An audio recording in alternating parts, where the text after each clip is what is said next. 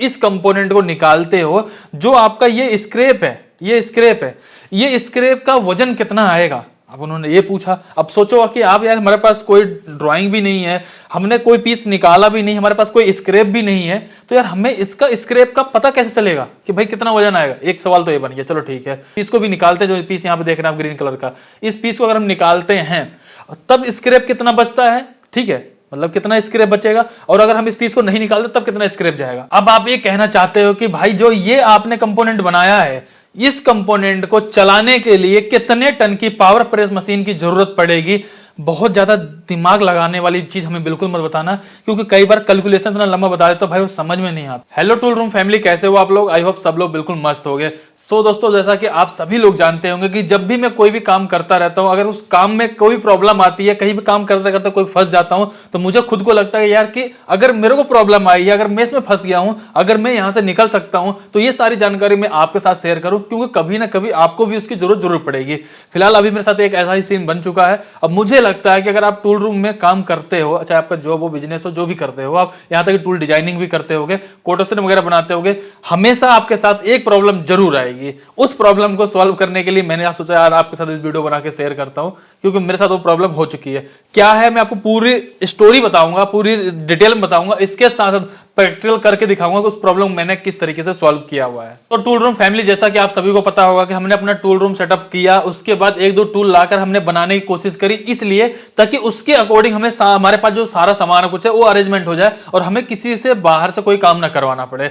उसी केस में क्या हुआ, हमारे पास एक टूल आया, एक सर थे जो हमसे कनेक्ट किए, उन्होंने हमसे बताया कि भाई हमें कुछ टूल बनवाने हैं, जो कि आप यहाँ पे देख सकते हैं। उन्होंने हमें फोटो वगैरह भेजा और यहाँ पर उन्होंने एक टूल ये हमें दिया कि भाई ये वाला जो टूल है पाइप का, इसे पंचिंग करना है, इसके बारे में आपको टूल बनाना है। तो मैंने कहा ऐसा करिए ना सर, आप अपना कंपोनेंट जो भी है आप मुझे कोरियर कर दीजिए, इसके मैं आपको कोटेशन भी दे दूंगा, साथ साथ मैं आपको टूल बना दूंगा। अब उस केस में हुआ क्या, मैं आपको थोड़ा डिटेल बताता हूं। यहाँ पे देखेंगे जैसे कि यहाँ पर एक तो पाइप वाला तो आया है, इसके साथ उन्होंने मुझे दो तीन कंपोनेंट और शेयर किया कि भाई ये वाले कंपोनेंट भी है, इनका भी टूल बनाना है। यार अब सबसे बड़ी समस्या तो ये थी कि यार मैं इधर बैठा हुआ पड़ा हूं और जो सर है उनसे जो बात हुई वो कहीं अदर स्टेट से हैं, तो यार इसमें थोड़ा डाउट होता है कि यार पेमेंट देना, फिर यार इस तरीके से काम करवाना, कल को यार हमने देखा नहीं, बहुत सारी दिक्कतें होती हैं। तो इस केस में मैंने उनको खुद बोला कि ऐसा करिए सर, आपने जो मेरे पास 3-4 कंपोनेंट भेजे हुए हैं, इनमें से सिर्फ एक कंपोनेंट का पहले टूल आप बनवाइए, मैं आपको टूल भेजूंगा, टूल आप चेक करिए हाँ भाई सही बना हुआ, सिस्टम से तरीके से बना हुआ नहीं बना हुआ, उसके बाद जाकर के आप और सारे काम करवाइएगा। फाइनली जो सबसे पहला उनका कंपोनेंट था वो था पाइप का। उन्होंने बोला भाई ये जो पाइप वाला टूल है पहले आप इसे कंप्लीट करके हमें दे दीजिए। सो दोस्तों, हमने सबसे पहला टूल पाइप का बनाया, बिल्कुल सक्सेसफुली उसने वर्क भी कर लिया, हमने ट्रायल भी किया, टूल भेजा, उनको काफी ज्यादा पसंद आया। फिर उन्होंने हमसे बोला कि यार अब भाई जो आपको हमने दूसरा कंपोनेंट भेज रखा था उसी साथ में अब उसका टूल बना दीजिए। तो वो वाला टूल है क्या, वो कंपोनेंट क्या है, मैं आपको बताता हूं, उसके बाद जो प्रॉब्लम आई मैं उसके बारे में बताता हूं। तो दोस्तों देख सकते हैं ये वाला कंपोनेंट है जो कोरियर से हमें भेजा गया था। फाइनली इसकी कोई ड्राइंग वगैरह नहीं थी हमारे पास, सिर्फ हमसे कहा गया भाई सेम कंपोनेंट यही है, ऐसा ही हमें टूल बनाना है, इसी कंपोनेंट को वहां पे काटना है। तो मैंने क्या किया भाई, बर्नियर लिया, बर्नियर लेने के बाद अपना रेडियल गेज वगैरह लेकर के हमने फाइनली यहाँ पर देखेंगे कुछ स्केच इस तरीके से बना लिया है, जो कि आपके सामने यहाँ पे स्केच है। जैसे देख सकते हैं यहाँ पे बिल्कुल सेम टू सेम हमने ऐसा स्केच बनाया, हालांकि इसको 1 बाय 1 के स्केल में निकाल के चेक भी कर लिया, ओके की रिपोर्ट में था, कोई प्रॉब्लम नहीं थी। चलो यार हमने स्केच बना लिया, अब तो हम टूल बना ही सकते थे, कोई प्रॉब्लम नहीं थी। और यहाँ पर इस टूल में एक चीज ध्यान रखने वाली बात और थी, इसमें जब इस सीट चलेगी ना तो कोई भी फालतू का साइड में कोई भी मटेरियल नहीं रहेगा, सिर्फ इसमें से ये वाली प्रोफाइल कटेगी बस। ध्यान समझिएगा, ये 2 होल है, ये 2 होल पंचिंग हो जाएंगे आपके, एक ये कैविटी पंचिंग हो जाएगी और ये साइड से ऐसी प्रोफाइल कटेगी बस। मतलब यहां से कुछ भी नहीं है, यहां से कुछ नहीं है, यहां तो सीधी सीट आएगी और ये चीज ऐसे कटता हुआ निकल जाएगा। समझ गए होंगे, मैं यहां पर भी दिखा दूंगा। हालांकि अब बात कर लेते हैं इसमें दिक्कत क्या है, देखिए मैं आपको इधर समझाता हूं। तो दोस्तों देख सकते हैं जैसा कि पीस मैंने यहां पर रख दिया है, मान लीजिए कि आपके ये तरह से ये सीट चल रही है यहां से, ठीक है, ऐसे से सीट चलेगी और यहां से भी अगर मैं दिखाऊं तो ऐसे अगर लंबाई में सीट चल जाएगी तो एरिया कटेगा कितना, ध्यान समझिए। एरिया कटेगा क्या, एरिया हमारा एक तो ये कटेगा जो ये देख रहे हैं ये वाला एरिया, एक एरिया आपका ये कटेगा, एक होल ये हो गया, एक होल ये हो गया। इसके बाद अब आता है ये वाला एरिया, ये वाला एरिया आपका कटेगा। मतलब कहने मतलब ये वाला पीस जैसे आप देख रहे हैं ना, ये पीस मैंने यहां से निकाला हुआ, ये जो स्क्रैप देख रहे हैं। अब यार यहां पे उन्होंने मेरे से एक सवाल ये पूछा कि अमर भाई जब आप इस कंपोनेंट को निकालते हो, जो आपका ये स्क्रैप है, ये स्क्रैप का वजन कितना आएगा। अब उन्होंने ये पूछा, अब सोचो कि आप यार हमारे पास कोई ड्राइंग भी नहीं है, हमने कोई पीस निकाला भी नहीं, हमारे पास कोई स्क्रैप भी नहीं है, तो यार हमें इसका स्क्रैप का पता कैसे चलेगा कि भाई कितना वजन आएगा। एक सवाल तो ये बन गया, चलो ठीक है, मैंने कहा ठीक है भाई हम बताएंगे इसके बारे में। फिर एक सवाल उन्होंने ये बोला कि भाई जो हमारा ये वेस्टेज जा रहा है, इतना एरिया जो हमारा वेस्टेज जा रहा है, कुछ ऑप्शन है इसको हम सेविंग कर सकें। तो इसके लिए मेरे पास एक ऑप्शन निकला, पता क्या निकला कि उनके पास अगर कोई भी ऐसा कंपोनेंट हो जो कंपोनेंट छोटा हो और उसके बीच हम निकाल सकते हो, तो हम शायद उस कंपोनेंट को निकाल दें ताकि ये वेस्टेज कम से कम रहे। तो मैंने इसके लिए एक ऑप्शन देखा, मैं आपको ऑप्शन बताऊंगा। अब उससे पहले एक बात आपके दिमाग में आ सकती है कि अमर भाई अगर हम इस पीस को हल्का सा अगर हम उल्टा, यानी अगर हम ब्लैंक काट रहे हैं तो एक बार इधर से काट के इधर से काटेंगे, थोड़ा सेविंग हो सकती है। लेकिन जब प्रोग्रेसिव टूल आप बनाएंगे, कहने मतलब ये हो गया कि पहले आपका ये वाला एरिया कटेगा, जो आप देख रहे हैं ये वाला एरिया कट जाएगा। इसके जस्ट बाद क्या रहेगा, आपका ये पंचिंग भी हो जाएगी। इसके बाद देखेंगे आपकी कैप्टी कट जाएगी, फिर आगे सेम ये प्रोफाइल कट जाएगी, यानी कि स्टेप बाय स्टेप ऐसा करके कट जाएगा। अब यहाँ पे जब उन्होंने दूसरा सवाल पूछा, बताया जैसे कि भाई हमारे पास एक कंपोनेंट ये वाला है, इस कंपोनेंट को आप इसके बीच में निकाल दो, ठीक है, ये वाला कंपोनेंट। मैंने कहा यार ठीक है। अब मैंने क्या किया, अब इसके बीच में ले जाकर इस कंपोनेंट को यहाँ पे सेट कर दिया, ठीक है, दोनों के बीच में मैंने डिस्टेंस दिया, सेट कर दिया। लेकिन अब सवाल यहां पर ये भी तो बनना चाहिए कि अमर भाई जब आप इसको सेट कर रहे हो, ऐसा तो नहीं है कि भाई और बहुत ज्यादा फर्क पड़ रहा हो, कहीं ऐसा ना हम पीस को अलग निकाल ले तो ही बेनिफिट रहेगा। पता लगे इस पीस को इसमें निकाल रहे हैं थोड़ा सा मार्जिन लेने के लिए, या फिर कह सकते हैं थोड़ा सा स्क्रैप बचाने के लिए, ज्यादा ही बन जाए। अब उन्होंने बोला कि अगर इस पीस के साथ, अगर मान लीजिए हम इस पीस को भी निकालते हैं, जो पीस यहाँ पे देख रहे हैं आप ग्रीन कलर का, इस पीस को अगर हम निकालते हैं तब स्क्रैप कितना बचता है, ठीक है, मतलब कितना स्क्रैप बचेगा, और अगर हम इस पीस को नहीं निकालते तब कितना स्क्रैप जाएगा। आप बता दो उनको। भाई बहुत तगड़ा सवाल हो गया कि भाई अगर हम पीस को निकाल रहे हैं, हमें क्लियर कर दो कि इसमें हमें कितना सेविंग हो रही है, यानी कि कितना आपका टोटल स्क्रैप कितना है, उसमें से पीस कितने ग्राम का निकल रहा है, स्क्रैप कितने का बच रहा है, ठीक है, ये हो गया एक सवाल। दूसरा सवाल ये कि अगर मान लीजिए हम पीस को नहीं निकाल रहे हैं तो स्क्रैप कितना हुआ, ताकि हमें एक क्लियरिटी हो जाए कि कितना स्क्रैप लगा करके हम एक पीस को निकाल पा रहे हैं। तो फिलहाल मैं आपको दिखा दूं क्या किया मैंने। यहाँ पर मैंने बता दिया उनको भाई कि 40 ग्राम में तो आपका सिर्फ ये स्क्रैप निकल रहा है जब आप इस पीस को नहीं निकाल रहे हो। फिर मैंने उनको बताया कि 55 ग्राम में आपका ये स्क्रैप के अंदर ही आपका ये पीस भी निकल जाएगा, मतलब 15 ग्राम, सिर्फ 15 ग्राम बढ़ाते हो आप मुश्किल से, तो उसमें आपका पीस निकल जा रहा है। जिस पीस के लिए एक अलग से आप टूल बनाओगे, वो पीस आपका इसके अंदर से निकल, समझ लो कि एक स्क्रैप में से आपका एक बहुत ही अच्छा फाइनल सा पीस निकल जा रहा है। कितनी अच्छी बात है ना। अब सोचने वाली बात यह है, सवाल तो यही है कि भाई इसमें से हमने इसको कैसे कैलकुलेशन किया कि भाई ये 40 ग्राम आ रहा है या 55 ग्राम आ रहा है, मतलब कैसे निकाला हमने। इसी चीज को मैं आपको इस वीडियो में समझाने वाला, बहुत ही जल्दी समझाऊंगा, समझ में आ जाएगा आपको। सो दोस्तों मैं यहाँ पर मैं प्रैक्टिकल करके दिखाता हूँ ताकि आपको समझने में आसानी हो जाए। अगर आप इस चीज को सीख गए तो बहुत कुछ आगे आपको इसमें काम आता रहेगा, बार बार आता रहेगा। कल को मान लीजिए अगर किसी ने ये बोल दिया कि ठीक है यार ये देखो ये हमारा इतना बड़ा देख रहे हो, जो हमारी ये सीट हो गई, मान लीजिए सीट है, इसमें से हम पीस निकाल रहे हैं, तो पीस का वजन कितना आ रहा है, सीट कितना आ रहा है, वो भी आपको इसी में आइडिया लगेगा। जहां पर आपको कोई भी कंपोनेंट नहीं दिया जाए, सिर्फ बोला जाए ड्राइंग बना करके स्क्रैप का और फाइनल पीस का वेट निकाल लीजिए, तो आपको निकालना आ जाएगा। तो फिलहाल हम क्या करते हैं, यहाँ से सिंपल से हम इसको उठा लेते हैं, ठीक है। मैंने यहाँ से इसको उठा लिया, जैसे कि आप यहाँ पे देख रहे हैं, मैं इसको सेलेक्ट कर लेता हूँ। ये सारी चीज़ें मैंने यहाँ से कॉपी कर ली, ठीक है। अब मैं यहाँ से कॉपी करके इसको ले देता हूँ नीचे। अब यहाँ पर से मैं इसको हटा देता हूँ, हालांकि इसकी जरूरत पड़े ना तो आप इसको भी निकाल लेंगे। और यहाँ से मैं इसको जोड़ देता हूँ, मैंने इसको जोड़ दिया और यहाँ से मैं इसको सिंपल सा जोड़ दिया, ठीक है। अब देखेंगे सेम यही चीज़ बन गई जो चीज़ मैंने पहले बना रखी थी, लेकिन दिखा दे रहा हूँ तो कि आपको पता चल जाए। अब इसको मुझे यहाँ पे ज्वाइन कर लेना है सारे तक ये ज्वाइन हो जाए। ये ज्वाइन हो चुका है। अब हमें इस पर क्लिक करना है और यहाँ पे टाइप करना है ILST लिस्ट। इसके बाद देखें दोस्तों यहाँ पे एरिया लिखा हुआ आ रहा है, तो सिंपल जो एरिया के वैल्यू है सीधा इसको हम यहाँ से कॉपी कर लेते हैं। जैसे कि आप देखेंगे यहाँ पे मैंने कॉपी कर लिया इसको। अब यहाँ से चलेंगे, एक एक्सेल की सीट मैंने बना रखी है, इस वाले सीट में आ जाएंगे। यहाँ आने के बाद अगर आपको लगता है कि भाई ये आपकी कैप्टी है या जो भी हमने यहाँ पे अलग अपने हिसाब से बना रखा है इसको, तो हम क्या करते हैं यहाँ पे जाते हैं, इसको कर देते हैं पेस्ट। हमने पेस्ट कर दिया। अब हमें पता चलना चाहिए भाई सीट की थिकनेस कितनी, वो तो मुझे पता थी कि उन्होंने सैंपल मेरा भेज रखा जो कि 2.5 mm की है। तो मैं क्या करूंगा यहाँ पे अपना 2.5 mm इंटर कर लेता हूँ, 2.5 mm। अब फाइनली यहाँ पे देखेंगे कि 39 देखेंगे ना, 39.1 आ रहा है, यानी कि 39 ग्राम आपका स्क्रैप बन रहा है यहाँ पे, 39 ग्राम। जब 39.1 था तो मैंने क्या किया, उनको बताया कि सर आपका 40 ग्राम का स्क्रैप है। हल्का से मैं प्लस लेके चल रहा हूँ क्योंकि हो सकता है कि 19-20 का फर्क पड़े, हालांकि 1 ग्राम मतलब ना के बराबर मान चलो, लेकिन मैंने उनको 40 ग्राम बता दिया। तो मैंने इस तरीके से निकाला। सिर्फ मुझे करना क्या पड़ा कि यहाँ पे आप देखें, सिर्फ मैंने यहाँ पे एरिया डाला और ये निकल गया। अब चलते हैं देखते हैं कि अगर हमें इसमें से पीस पीस निकाल रहा तब कितने ग्राम बन रहा था, उसके लिए हमने क्या किया, सैंपल सा इसके अंदर देखें, जैसे कि मैंने यहाँ पर गया, यहाँ पे जाने के बाद मैंने इसका थोड़ा सा डिस्टेंस बढ़ा दिया ताकि ये पीस निकल जाए उसके अंदर से। जैसे ये डिस्टेंस देख रहे हैं ना, पहले अगर मैं देखूंगा उसमें डिस्टेंस हमारा 3 mm का था, यहाँ पे मैंने थोड़ा डिस्टेंस बढ़ा दिया, उसके अंदर जाकर के इस पीस को बैठा दिया। इसके बाद फिर आपका बन गया ये वाला एरिया, ठीक है। अब ये वाला एरिया बन गया। अब इस एरिया का भी मैं पैरामीटर निकाल देता हूँ आपका, जैसे कि मैंने यहाँ पे क्लिक किया, लिस्ट पे आ गए, यहाँ पर देखेंगे इसका भी एरिया आ चुका, मैंने इसको कॉपी कर लिया। कॉपी करने के बाद दोबारा जाते हैं, हमने जो सीट बना रखी है, सैंपल जाने के बाद मान लीजिए हम इसको जाते हैं यहीं पर पेस्ट कर देते हैं।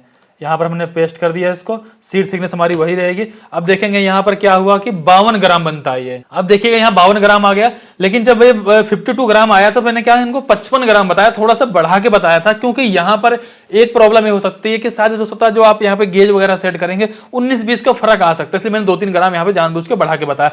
अब उन्होंने फिर एक सवाल मेरे से पूछ लिया कि भाई अब ये बताओ, जो आपने यहाँ पर जो पीस इसके अंदर बैठा रखे हो ना, इस पीस का वजन बताओ, ताकि मुझे तो पता चले, क्योंकि पीस तो उनके पास तो था, मेरे पास तो था ही नहीं। उन्होंने मेरे पास सिर्फ फोटो भेज रखी थी साइज लिख करके, कह रहे थे भाई इसका पीस का मुझे वजन बताओ ताकि मुझे एक्चुअल पता चल सके कि आप जो बता रहे हो सही है या नहीं है। उन्होंने मेरे को भी यार आजमाने वाली कोशिश करी, तो मैंने क्या किया वो भी बता देता हूं मैं आपको। मैं सिंपल से यहाँ गया, यहाँ जाने में मैंने इसको सिंपल सा सेलेक्ट किया। इसके बाद दोबारा से हम जाते हैं, इसका भी एरिया चेक कर लेते हैं। एरिया इसका देखेंगे जो कि 1134 आ रहा है। खैर इसको कॉपी कर लेते हैं। कॉपी करने के बाद जस्ट हम यहाँ पर आ जाते हैं। यहाँ आने के बाद सिंपल से इसको पेस्ट कर देते हैं और हम इसको अब क्लिक कर देते हैं। हमने उनको क्लियर बता दिया करीब करीब 22 ग्राम का आपका ये पीस निकल रहा है, बाकी सारा स्क्रैप है। तब उनको बिल्कुल क्लियर हो चुका था कि हाँ भाई जो आप बता रहे हो ये सारा कुछ सही है। कहीं ऐसा ना हो कि आप तुक्का मार के बता रहे हो और हमें यार प्रॉब्लम हो जाए बाद में कि भाई हम तो थोड़ा बचाने की कोशिश कर रहे हैं, उससे ज्यादा हमारा यहाँ पे नुकसान हो रहा है। तो इस तरीके से मैंने उनको बता दिया। अब आपका एक सबसे बड़ा सवाल बनना चाहिए कि एग्जाम्पल के लिए मान लेते हैं कि सैंपल समझाते हैं, इस पीस को उठाते हैं, मान लीजिए कि आपका ये वाला पीस है, ठीक है, ये वाला आपका पूरा पूरा पीस है। अगर मान लीजिए अगर ये डिसाइड करते हैं कि भाई ये इतना बड़ा जो एरिया है, जैसे कि मान लीजिए हमारा ये हो गया जो आप देख रहे हैं ना, ये व्हाइट कलर की, इसमें समझ लीजिए हमारे पास एक स्क्वायर सा मान लीजिए कि सीट है, इस सीट में से पीस को निकालना है। तो इसमें से जो साइड का एरिया है, जैसे ये वाला साइड का एरिया जो भी है ये, इन सब में साइड के एरिया में कितना स्क्रैप होगा, पहली चीज। फिर उसके बाद आपसे अगर ये पूछा जाए भाई कि होल में कितना स्क्रैप जा रहा है, उसके बाद पूछा जाए यहाँ पे कितना स्क्रैप जा रहा है, तो आप उसको कैसे बता पाएंगे, कैसे बता पाएंगे, सोचने वाली बात है ना। सबसे बड़ी जरूरी बात तो यही होगी आपके लिए। इसके साथ साथ आपके मन में एक सवाल ये और होना चाहिए, मान लीजिए कोई बड़ा सा पीस हो, उसके अंदर कई सारे होल हो रखे हो, कई सारी कैविटी कटी हुई हो, तो हमें कैसे निकालना होगा, मैं आपको वो भी थोड़ा दिखा देता हूँ। फिलहाल अभी मैं इसको सिलेक्ट कर देता हूँ, IST लिस्ट इंटर कर देता हूँ और यहाँ पे जो भी एरिया आ रहा है मैं इस एरिया को कॉपी कर लेता हूँ।